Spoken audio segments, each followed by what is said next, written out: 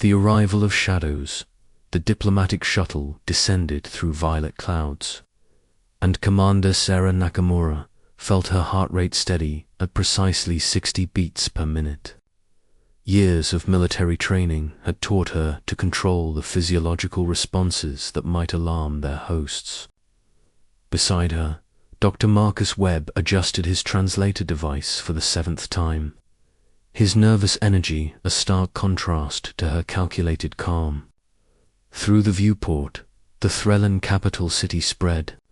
Below them, like a living tapestry of bioluminescent structures that pulsed with soft green light, the Threllan had been monitoring Earth's broadcasts for 2 decades before making contact. They were a species of philosophers and artists, their civilization built on harmony and collective consciousness. Their message to humanity had been cautious, almost fearful, yet curious. They wanted to meet the beings who filled the cosmos with music, mathematics, and stories of endless exploration.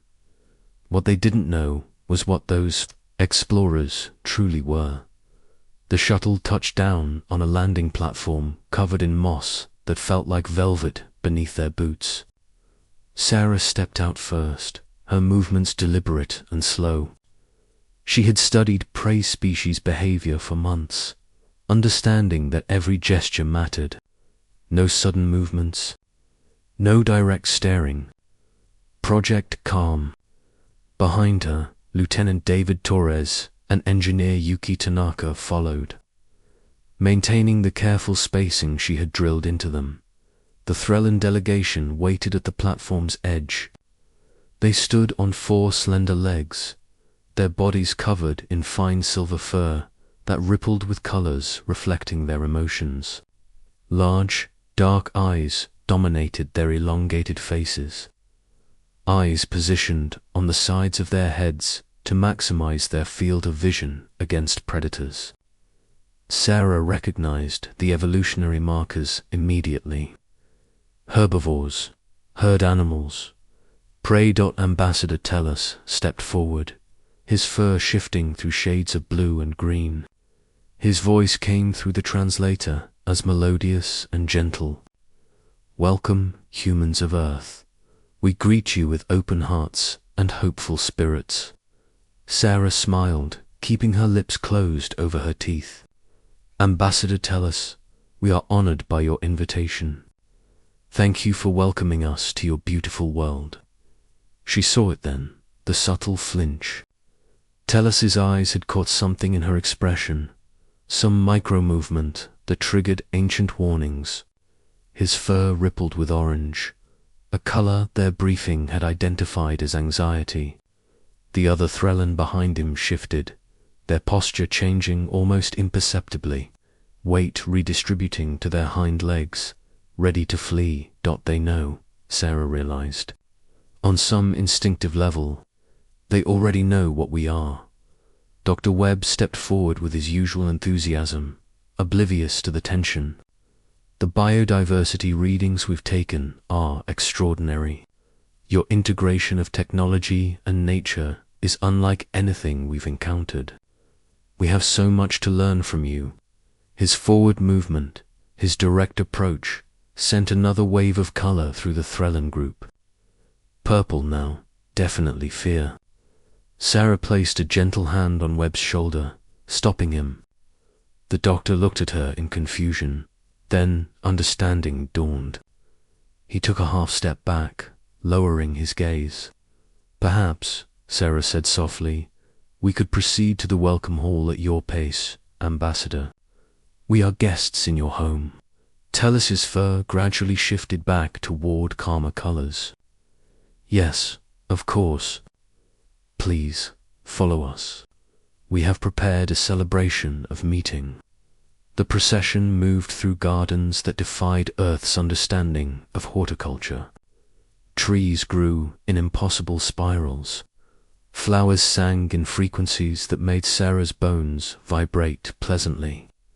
And streams flowed upward in defiance of gravity, powered by some technology invisible to human eyes.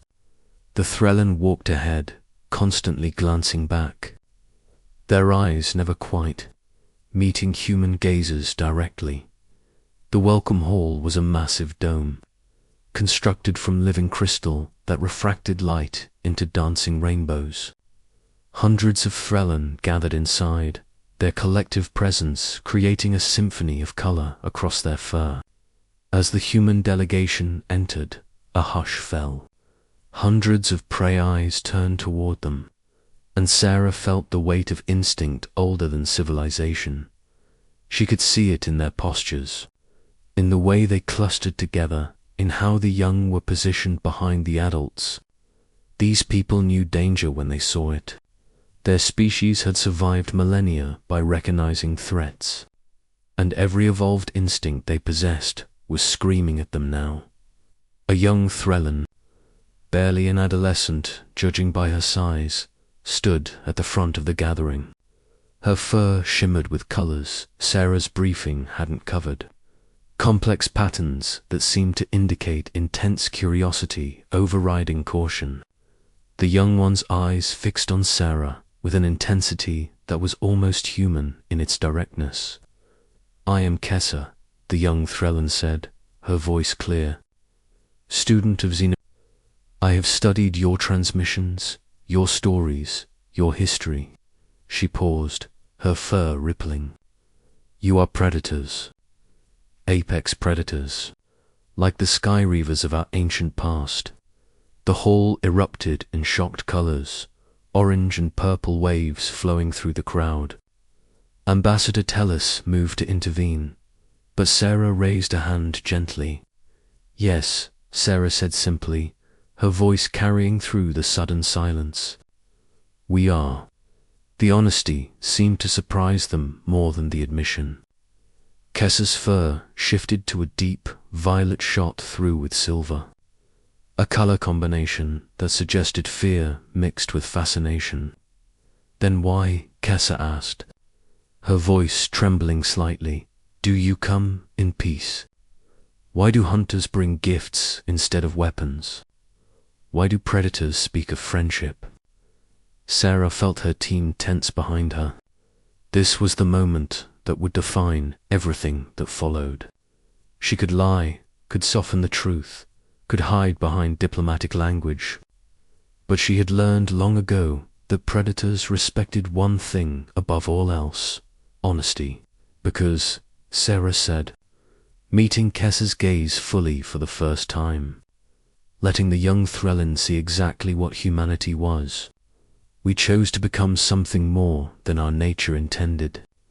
And that choice, that constant struggle against our own instincts, is what makes us truly human.